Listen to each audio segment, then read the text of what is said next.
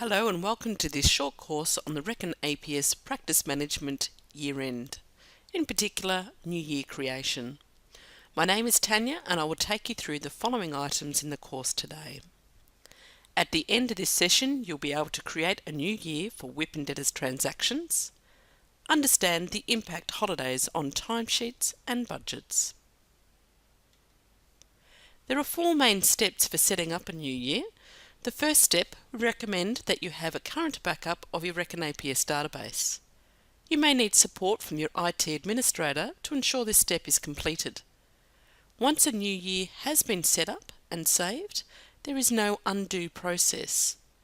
If you find you have made an error in setting up the new year, you'll need to contact the support team to make corrections to your database, and this would be a chargeable exercise. Let's get started by creating the new year. To open your financial period, select the Timesheet Administration application from the application list. Then review your existing periods by going into Timesheet Periods. It's always a good idea to review your existing periods before you create the new year.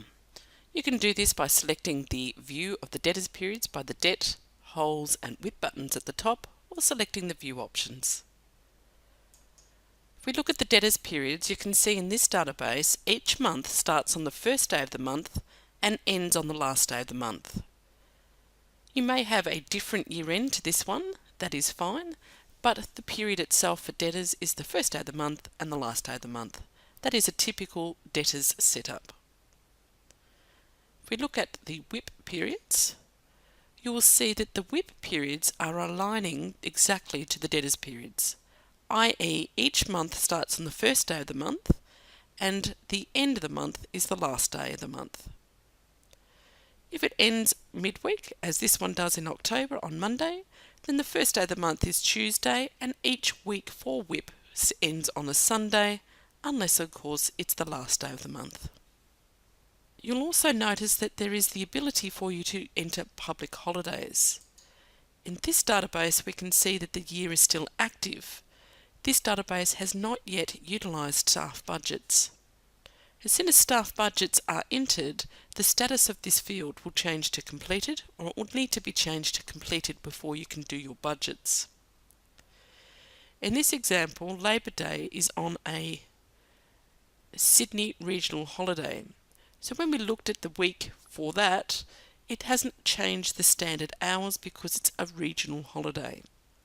Regional holidays will apply and adjust the standard hours per staff sheet timesheet header, and that is controlled through the fee earner console. A fee earner is allocated a holiday region.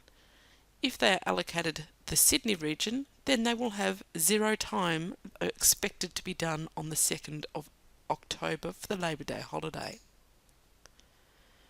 For something like Boxing Day and Christmas Day, they are a firm-wide holiday. They're not specific to any region. So in this instance, the public holidays are adjusted in your WIP period. If we look at our December period, the last week of December has 2 public holidays that are not region specific. So rather than having 37.5 hours, we have an adjusted standard hours of 22.5. This is the preferred and recommended approach for dealing with public holidays in the Reckon APS practice management system. There are 2 methods for public holidays. The method that we've described here, where you take into account the standard hours that are to be worked on that public holiday. This would require no timesheets to be entered by the staff member. The alternative method would be to use internal matters. So when the staff member is putting in a timesheet, they must enter the public holiday. And that may be done at just an internal matter level, like this one, called statutory leave. Or it could be a matter called leave and has a particular milestone called holiday. Entering this information into your timesheet seems unnecessary, so we'd recommend that you remove these. To remove it from your leave matter and use the public holiday process, then simply go into your workflow template and remove holiday milestone from the leave template. Once you have done that, you can then select the leave matter again and replace all the existing milestones. That will remove the holiday from this list. Likewise with statutory leave, if you're using it as a single matter, then just simply put a date closed on the matter. You won't be able to delete the matter if it has been used. This process will remove the need to enter timesheets for public holidays. You'll need to advise your staff of this change. So we've established in this particular database that the debt periods is calendar months. The WIP view is the same periods as our debtors with the months and weeks, and we're using public holidays. For you to now set up a new year, you need to select the File New Year option. The system will automatically pick up the year-end description. The debtors options, debtors aligned to calendar months and WIP months aligned exactly to debtors, is the typical normal setup. If your database you've identified that you're using a different structure, i.e. you may have 13 periods of 4 weeks for debtors and WIP, then we would recommend that you would talk to us at Reckon Support Team. Any other options or a change from your existing standard typical setup, you will need further support. We're OK, so we press OK. You may now review your debt period for the new year, and you can also review your WIP periods are what you're expecting.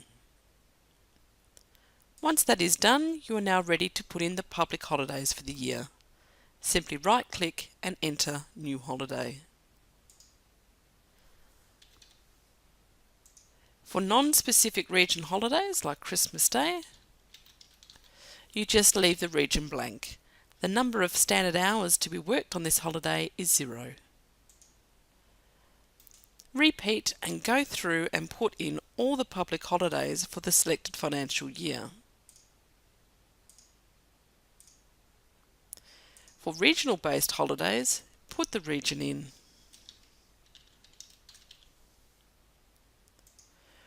Once this is completed for the year, we do recommend if you're using staff budgets that you'll need to select the completed option. If you've made a mistake in setting up your holidays, you would need to contact APS to help you address the issues, and this could be a chargeable exercise.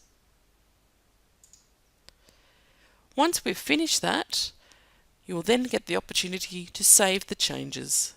Select Yes.